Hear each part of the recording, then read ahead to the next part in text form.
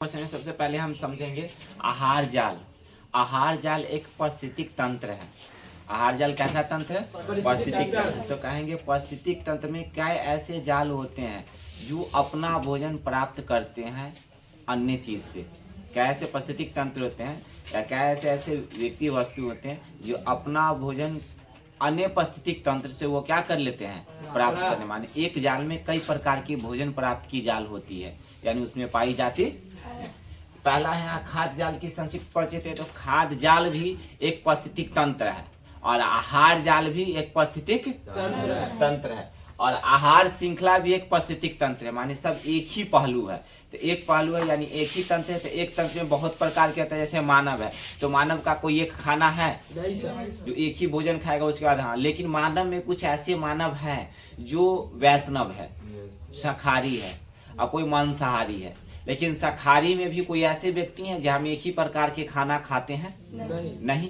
और कोई ऐसा व्यक्ति कहता भी है ना कि हम वैष्णव है, वो गलत है, वो वैष्णव नहीं है। कोई कहता है ना हम मांसाहारी है, शाकाहारी नहीं है, वो भी गलत है। इस पृथ्वी पर कोई कहे कि हम साधु संत महात्मा या वैष्णव है, नहीं। वो कैसे कहीं खाना पकता है उसका स्मेल नहीं जाता है उसके पास, कहीं चीज देखता है वो चीज उसका स्मेल नहीं आता है, कोई नहीं है। अगर इसमें कोई अगर बच्चा भी अगर कहता है मीट मछली अंडा नहीं खाता है, वो समझो जादी खाता है, यानी वो कोई काम का आदमी नहीं है। मानव में जन्म लिया है तो सारे चीज का उपलब्ध करो और सारे चीज खाओ, उसमें किसी तरह का दिक्कत नहीं है।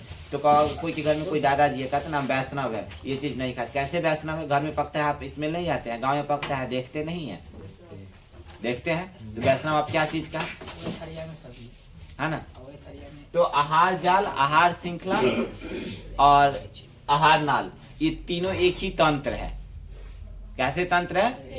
अब तीनों में हम तीनों का फेट कह के आंसर लिखने हैं। कई आहार श्रृंखलाओं को मिलाकर जोड़ने प्राप्त हुई, यानी जोड़ने पर प्राप्त हुई व्यवस्था को खाद्य जाल या आहार जाल या आहार श्रृंखला कहते हैं। तो ये तीनों एक ही है, लेकिन तीनों में कोई ऐसे तंत्र भी है, बहुत ऐसे प्रकार के तंत्र भी हैं। क्योंकि इस जाल एक जीव कई प्रकार के जीवों को भोजन के रूप में प्राप्त करते हैं। माने यहाँ पे देख लो, यही मेन आंसर है। क्योंकि इस जाल में एक जीव कई प्रकार के जीवों का क्या करता है? भोजन के रूप में प्रयोग करते हैं, जो एक जटिल प्रक्रिया है। एक जीव है, जीव कितना है? मानव भी जीव है, प्राण है ना इसमें। जानवर में भी जीव है, प्राण है ना उसमें, कि नहीं है?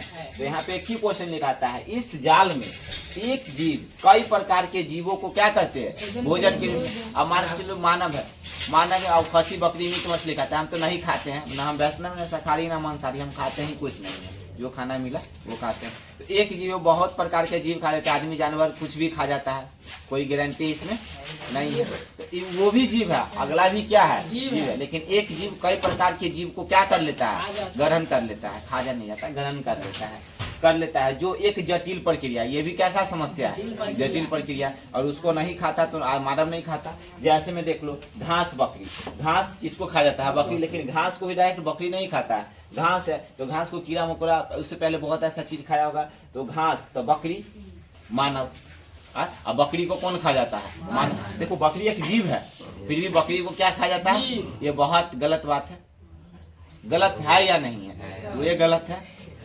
अब घास, मेढक, सार, बाज यानी सांप, बाज यानी बाज को ही बोलते हैं क्या? ये दोनों एक के है, बाज या गीत। अब सांप को भी खा जाता है कौन? नेवला।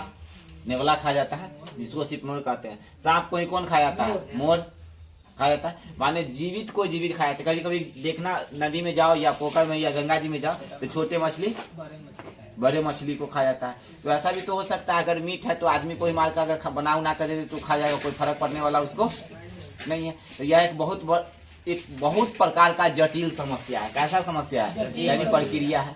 जो एक जीव अन्य जीव को ग्रहण कर लेता है, और किस रूप में ग्रहण कर लेता है? आहार के रूप में। आहार जाल, आहार नाल और आहार श्रृंखला। तो जाल बहुत प्रकार के होते हैं, या तो फंस जाए नहीं तो फंसा, यही ना होता है। अब मलाह लेकर जाता है, उसमें ऐसा तो जो मछली फंस जाता है, उसमें सांप बिच्छू कुछ भी फंस जाता है, कीड़ा मकोड़ा कोई जानवरों फंस जाता होगा, कोई गारंटी नहीं है फंस जाता है या नहीं फंस जाता है।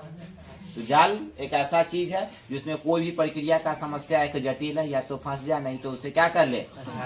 वह जाल के बंदा है जो फंसते फंसा के लाते हैं। समझ रहा है? अब तुम कौन जाल है? फंसाने वाला।